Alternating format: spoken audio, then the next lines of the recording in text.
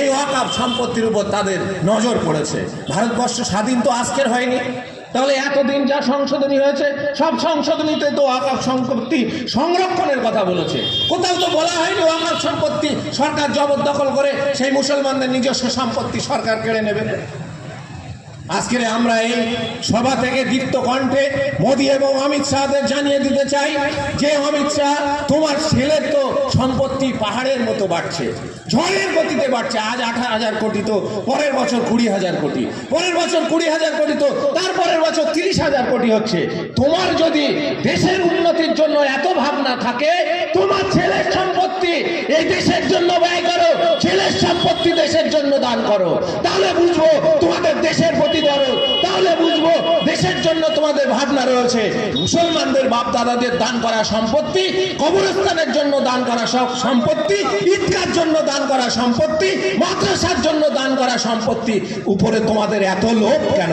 সে সম্পত্তি নেওয়ার জন্য এত তোমাদের উঠে পড়ে লাগতে হচ্ছে কেন? আজকে ভারতবর্ষ স্বাধীন হয়েছে এত বছর কারো মনে হয়নি যে ওয়াকফ সম্পত্তি সরকার দখল করে নেবে। আজকে তোমাদের হঠাৎ মনে হয়েছে। আমরা দেশকে লাল কেল্লা দিয়েছি, আমরা দেশকে তাজমহল দিয়েছি, আমরা দেশকে কুতুব মিনার দিয়েছি, আমরা দেশ স্বাধীন করতে হাজার হাজার মানুষ রক্ত দিয়েছে, হাজার হাজার মাওলানা ফাঁসির দড়ি গলায় পরে নিয়েছি, হাজার হাজার মানুষ ইংরেজদের বুলেটের গুলি বুক পেতে সহ্য করে নিয়েছি। দেশকে আমরা ভালোবাসি, দেশকে ভালোবাসা আমাদের ইমানের অঙ্গ। আমরা দেশের জন্য আরো দান করব, কিন্তু মোদী অমিত শাহদের হাতে আমরা এই দেশের আমাদের মুসলমানদের নিজস্ব ওয়াকফ সম্পত্তি দিয়ে তুলে দিতে পারবো না।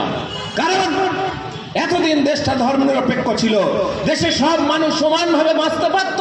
কিন্তু তোমাদের সরকার আসার পরে 2014 সালে মোদীর সরকার আসার পর থেকে এদেশে মুসলমানরা নিরাপত্তাহীনতায় রয়েছে, এদেশের মুসলমানরা শান্তিতে নেই। কোথাও গরুর গোশত খাওয়ার অভিযোগে তাকে পিটিয়ে মারা হচ্ছে, কোথাও বিভিন্ন অপরাধে মারা হচ্ছে। মোদী অমিত শাহদের তা নিয়ে মাথা ব্যথা নেই। মোদী অমিত শাহদের ওয়াকফ সম্পত্তি কেড়ে নিতে হবে মুসলমানদের কাছ থেকে, তা নিয়েই মাথা ব্যথা হয়ে উঠেছে। তাই সারা ভারতবর্ষ জুড়ে, সারা ভারতবর্ষের মুসলমানরা, এখানে আপনি বলতে পারবেন না যে আপনি তবলিগ করেন বলে আপনার মসজিদের ওয়াকফ সম্পত্তি মোদীরা দখল করবে না। আপনি বলতে পারবেন না আপনি ফুরফুরার লোক বলে আপনার ওয়াকফ সম্পত্তি মোদী অমিত শাহ দখল করবে না। আপনি বলতে পারবেন না আপনি আহলে হাদিস বলে আপনার ওয়াকফ সম্পত্তি মোদী অমিত শাহ দখল করবে না। ওয়াকফ সম্পত্তি যেখানেই আছে তার উপরে ওদের নজর, কারণ ভারতবর্ষের তৃতীয় বৃহত্তম সম্পত্তি হলো এই ওয়াকফ সম্পত্তি। তাই সমস্ত মাযহাব, সমস্ত ভেদাভেদ ভুলে আজকে সারা ভারতবর্ষে অল ইন্ডিয়া মুসলিম পার্সোনাল ল বোর্ড, যারা ভারতবর্ষের মুসলমানদের জন্য আইনি লড়াই লড়ে, তারা আজকে সারা দেশ জুড়ে এই আন্দোলন সংগঠিত করছে।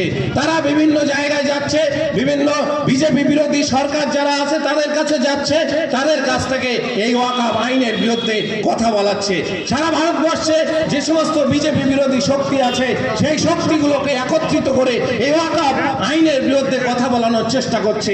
আমরা মুসলমানরা আমাদের নিজস্ব সম্পত্তি, অধিকার আমাদের আদায় এবং আমাদের বাঁচানোর জন্য আমরা নিজেরা যদি আজ না উঠি, আমরা নিজেরা যদি আজ না জাগি, তাহলে মোদী অমিত শাহদের এই অপচেষ্টা কিন্তু সফল হবে।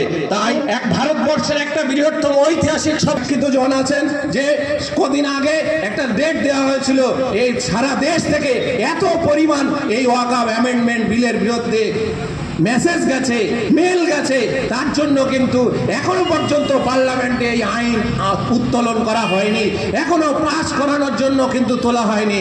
এইরকম যদি দেশ জুড়ে মেসেজ যাওয়ার পরে এই আইন এখনো পার্লামেন্টে না তোলে, তাহলে যদি প্রতিবাদ হয়, তাহলে যদি আন্দোলন হয়, তাহলে যদি সারা দেশ উত্তাল হয়, তখন কিন্তু মোদী অমিত শাহরা ভাবতে বাধ্য হবে যে না, এইরকম আইন পাস করালে কিন্তু মুসলমানরা তাদের শেষ রক্তবিন্দু থাকা পর্যন্ত তারা কিন্তু লড়াই চালিয়ে যাবে। সেজন্য এটা আপনাদের ইমানি দায়িত্ব, এটা আপনাদের দায়িত্ব নিজেদের পূর্বপুরুষদের দান করা সম্পত্তি নিজেদের মতো করে মসজিদ মাদ্রাসার কাজে আমাদের পরের ছাত্র যুবদের স্বার্থে ব্যয় করার জন্য থাকবে। এই অধিকার আমাদের লড়াই, এই লড়াই আমাদের করে নিতে হবে। এই লড়াই কোনো রাজনৈতিক দল করে দেবে না।